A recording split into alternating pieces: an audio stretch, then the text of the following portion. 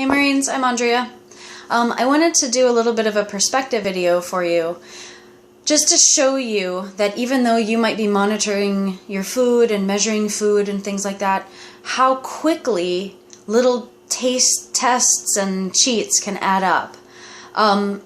So firstly, bottom line, you have to know how many calories you're going to take in. So this is the part where I usually say, go check out MyFitnessPal, enter your information, and see how many calories they say will fuel your body for just regular existence. So this is, how many calories does your body have to burn in order to fuel itself, to maintain muscle, to maintain fat, to fuel digestion and brain processes and all of the things that make up existing for one day, just without exercise. So let's say you go in and it says, okay, 2,000 calories will do it. You have to remember that calories are a unit of energy. It's burnable energy. So it's the same as like if you go camping and you have a fire going and now you're going to go to sleep for 8 hours or something. How many logs do you put on the fire to fuel it throughout that 8 hours? We know how much burn time a log has. How many do you need? Fuel or food is the same way. It's fuel. So how much food do you need to fuel your body over the course of 24 hours? And that is your calorie load. So let's say you're at 2,000 calories.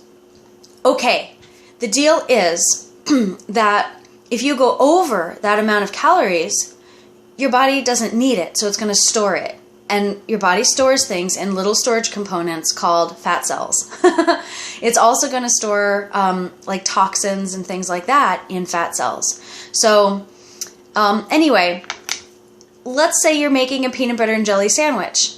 First of all, you should be measuring it. But even if you're not, let's say you just kind of glop it on or whatever, and then you smear it and you're left with like, the peanut butter on the knife. So it's hard to actually recreate this. Okay, so you have peanut butter on your knife. My knife never looks like that. Okay, so what I'm going to do is just measure this out and just see what, if I were to lick this, just not thinking about it, you think, how could this possibly change my life and my goals? So let's just see how much peanut butter is on here. And I'm going to be way stingy about this and try and get all of it. Okay, so we're a little under half a teaspoon. So there's my peanut butter stuff. Okay, so we're under half a teaspoon. So if you look at the nutrition info for peanut butter, 2 tablespoons is 190 calories of this brand, which is just peanuts and salt. That's not with extra stabilizing oils or preservatives or sugars added to it. So 1 tablespoon then is 95 calories.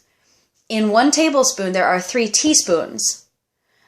Each one of those is 33 calories-ish. So half of that is about 15 calories. We're a little bit under, I'd say we're at like 13 calories for this. Okay, let's say that happens once a day, every day. But now also consider the fact that maybe it also happened when you were making pasta and you taste tested like 5 pastas, macaronis, just to see if they were done. And then maybe you also did the same thing, like you didn't measure out your butter. Just to give you a perspective, here's a stick of butter. About this much is a normal pat of butter. That's like 100 calories. It's not very much. You probably put 3 times this amount, on like 2 pieces of toast. So it's really easy to go over. So the deal is, even though you're tracking the big things, you also need to be aware that little things like this can sabotage you. If you consider the fact that 1 pound of fat is worth 3,500 calories of burning, that's a lot of energy. Broken down over the course of a week, that's 500 calories extra. If you take in those 500 calories extra, you'll theoretically gain a pound because it's 3,500 by the end of the week. If you only took in 250 calories extra, it would take you 2 weeks and you'll gain a pound. Now, here's 100 calories extra. How many of these? You need like 3 of these to be at your 250/300. So in just under 2 weeks, you will gain a pound by just having 3 extra of these every day. That's not very much. It all adds up. So this is just a little perspective to measure your stuff and to think twice next time before you're about to lick the spoon or, taste all your pastas. If you do, you've got to kind of make sure that maybe you deduct that from your total amount of intake. Otherwise, these are the little things that add up to big things and sabotage your goals. So stay on point, stay on task.